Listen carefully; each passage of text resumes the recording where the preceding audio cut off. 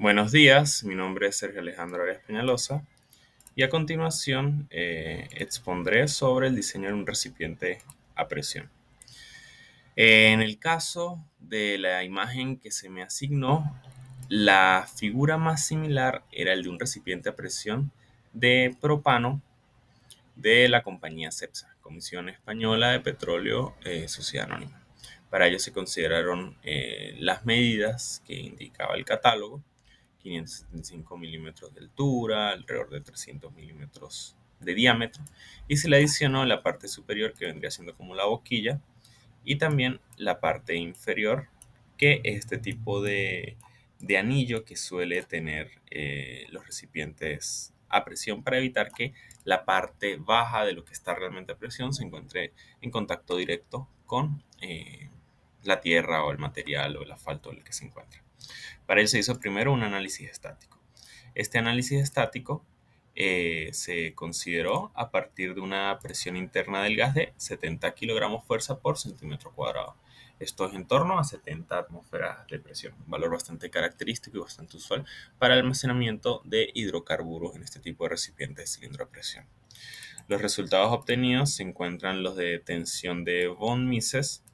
En megapascal se aprecia que en la parte superior y en la parte inferior se encuentran una especie de halos, en la parte inferior verde y en la parte superior roja, donde se ve que se encuentran las mayores tensiones. Esto era de esperarse, ya que estas zonas son precisamente donde ocurre una disminución del área. Esta disminución del área con una presión interna del gas uniforme hace que allí se encuentren las mayores fuerzas y por ende los mayores esfuerzos que sufre el material al momento de resistir la presión interna. Con la parte de desplazamiento se aprecia un desplazamiento en la parte superior y en la parte inferior. Cabe resaltar, disculpen, que afortunadamente en las tensiones que se ve, estos esfuerzos son máximos en torno a 300 megapascal, mientras que el límite elástico del material empleado, que es un hierro 0,7050, estos esfuerzos son menores que el del límite elástico. Por ende, el tipo de deformación que va a sufrir son deformaciones de tipo elásticas, no plásticas y por ende no permanentes. Los desplazamientos, ahora sí, el máximo es en la parte superior, precisamente en la boquilla, donde se ve en torno a 0,7 milímetros. Igualmente aquí en la deformación unitaria es extremadamente similar que en las tensiones de von Mises. Aquí se puede observar la diferencia y las similitudes entre ellos, pues realmente en la parte superior donde se une el halo, donde se aprecia este halo en la unión de la parte superior de la boquilla con el cuerpo del cilindro, se ve exactamente igual que en las tensiones de von Mises. Posteriormente se hizo un análisis térmico. En este análisis lo que se consideró es que la temperatura externa del material era 80 grados Celsius y por ende pues no existe un gradiente de temperatura relevante que mencionar.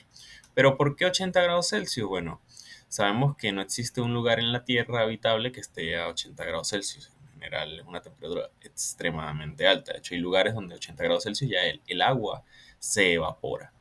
Sin embargo, este tipo de cilindros se encuentra generalmente a la intemperie y debido a los efectos de la radiación electromagnética del Sol, hace que se sufra un proceso de transferencia de calor por radiación. Es por esta razón que los carros, por ejemplo, en la parte exterior, a mediodía, cuando hay sol, se encuentran en una temperatura absurdamente superior que la temperatura ambiente que pueda existir. Por ende, 80 grados Celsius es una temperatura que pudiese ser posible debido a las propiedades térmicas del material, que es opaco a la radiación electromagnética y por ende se calienta a partir de ella.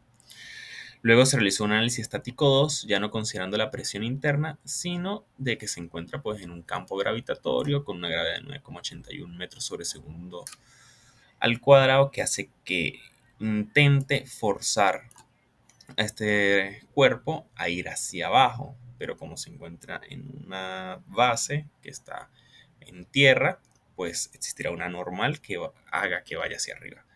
Por ende, bueno, en términos de tensiones se aprecia que las mayores tensiones es en la parte inferior.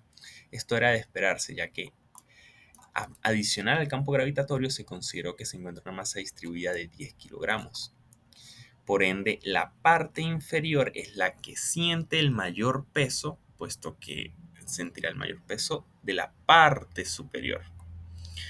Esto es similar a lo que ocurre en un proceso donde exista una presión hidrostática, que a mayor profundidad, mayor será la presión. En este caso, pues las zonas más bajas tendrán una columna de material mucho mayor porque es una masa distribuida, vuelvo a repetir, y hará que la parte inferior pues sufra unos esfuerzos mecánicos mucho mayores, en torno a 400 kilopascal o 0,4 megapascal.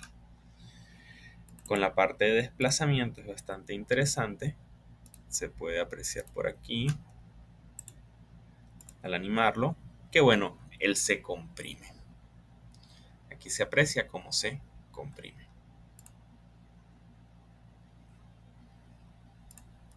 Ahora bien, en el diseño de recipiente a presión se consideraron los análisis realizados anteriormente. En la parte de tensiones, evidentemente, en lo mismo que se expuso con el análisis estático 1. Ahora bien, con los desplazamientos es bastante interesante puesto que se ve que se expande. Y voy a explicar por qué ocurre esto. En el análisis estático 1, disculpen que no lo había mostrado,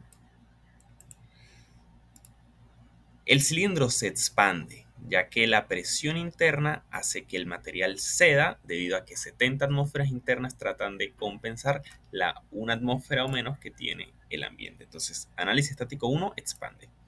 Análisis estático 2, como observamos, se comprime, o sea, disminuye su altura y la parte del fondo pues se expande. Entonces, tenemos dos procesos contrarios entre sí.